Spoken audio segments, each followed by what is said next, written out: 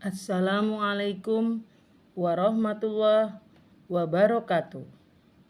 Berikut ini akan saya paparkan tentang Jurnal Refleksi Dwi Mingguan Modul 2.2. Dipaparkan oleh saya, Nilawati Wardani, SPD MSI, Guru SMA Negeri 1 Kisaran, Guru Penggerak Angkatan ke-6 Kabupaten Asahan, Provinsi Sumatera Utara.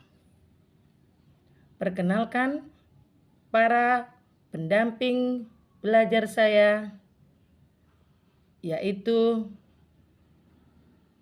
pengajar praktek oleh Ibu Denisa Lumongga Lubis dan fasilitator oleh Ibu Ratna Dwi Kurniasari. Berikut ini beberapa kegiatan pendidikan calon guru penggerak. Kegiatan pendidikan ini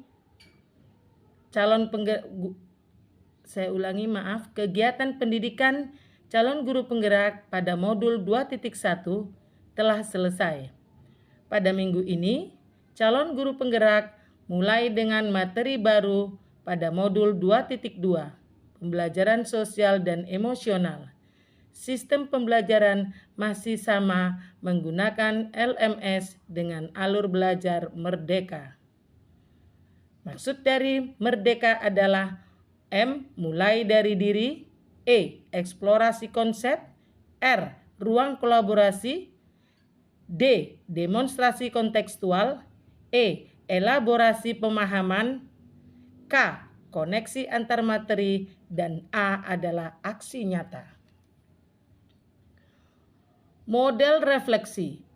Pada refleksi saya kali ini, saya menggunakan model refleksi WOT yang diadaptasi dari refleksi yang digunakan pada praktek klinis Driscoll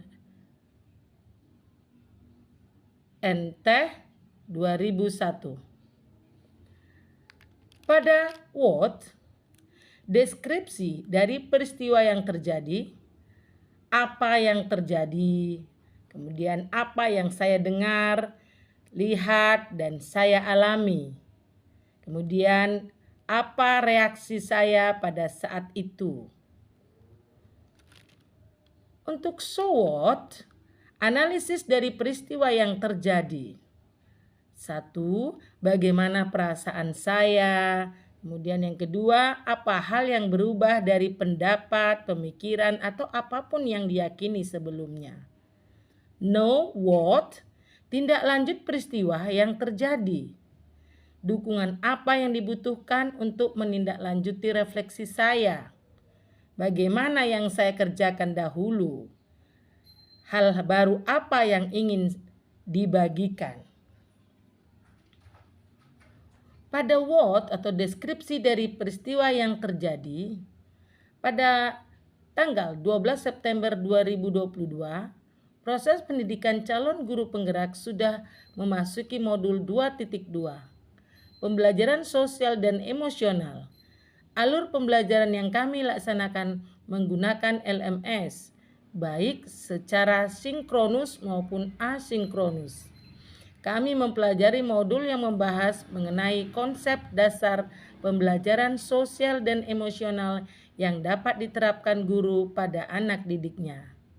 Dengan tujuan memberikan pemahaman, penghayatan, dan kemampuan untuk mengelola emosi atau kesadaran diri, merasakan dan menunjukkan empati kepada orang lain atau kesadaran sosial, dan membuat keputusan yang bertanggung jawab. Pada WOT, deskripsi dari peristiwa yang terjadi, awal mempelajari modul ini, saya merasa aneh. Mengapa sebagai seorang guru bidang studi yang bertugas mendampingi proses belajar mengajar akademik siswa SMA harus belajar mengenai ilmu psikologi yang berkaitan dengan kompetensi sosial dan emosional. Kemudian, secara perlahan saya mengikuti alur pembelajaran yang dimulai dengan mulai dari diri dan eksplorasi konsep. Saya mulai memahami pentingnya memiliki kompetensi sosial dan emosional bagi guru maupun murid. Kemudian kami melaksanakan alur berikutnya, yaitu ruang kolaborasi. Kami berdiskusi dengan fasilitator hebat, juga teman-teman sesama calon guru penggerak mengenai rencana implementasi kompetensi sosial emosional di sekolah. Pada proses ini, pemikiran saya semakin terbuka betapa pentingnya seorang memiliki dan mengerjakan secara sengaja kompetensi sosial emosional pada muridnya. Masih Watt, deskripsi dari peristiwa yang terjadi. Kegiatan pendidikan calon guru penggerak dilanjutkan pada alur demonstrasi kontekstual, di mana kami ditugaskan untuk merancang perangkat pembelajaran yang mengidentifikasi minimal 2 kompetensi sosial dan emosional. Selanjutnya, elaborasi pemahaman. Pada alur ini, konsep dasar pemahaman kami mengenai pembelajaran sosial emosional dilakukan oleh instruktur yang hebat. Kemudian, pada alur koneksi antar materi, tugas kamu telah mengaitkan materi pembelajaran sosial emosional dengan materi yang ada pada modul-modul sebelumnya. Pembelajaran sosial emosional yang telah kami rancang pada alur demonstrasi kontekstual, kemudian kami lakukan pada proses aksi nyata untuk dapat mewujudkan sikap well-being pada peserta didik. Well-being adalah sebuah kondisi di mana individu memiliki sikap yang positif terhadap diri sendiri, dapat memenuhi kebutuhan dirinya dengan menciptakan dan mengelola lingkungan dengan baik. So what atau analisis dari peristiwa yang terjadi. Bagaimana perasaan saya? Saya melewati alur belajar merdeka mengenai pendidikan sosial emosional. Saya merasa bahagia dan bersyukur.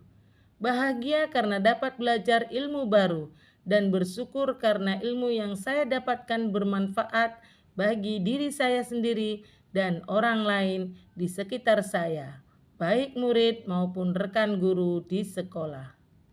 Apa pemikiran pendapat yang merubah dari saya?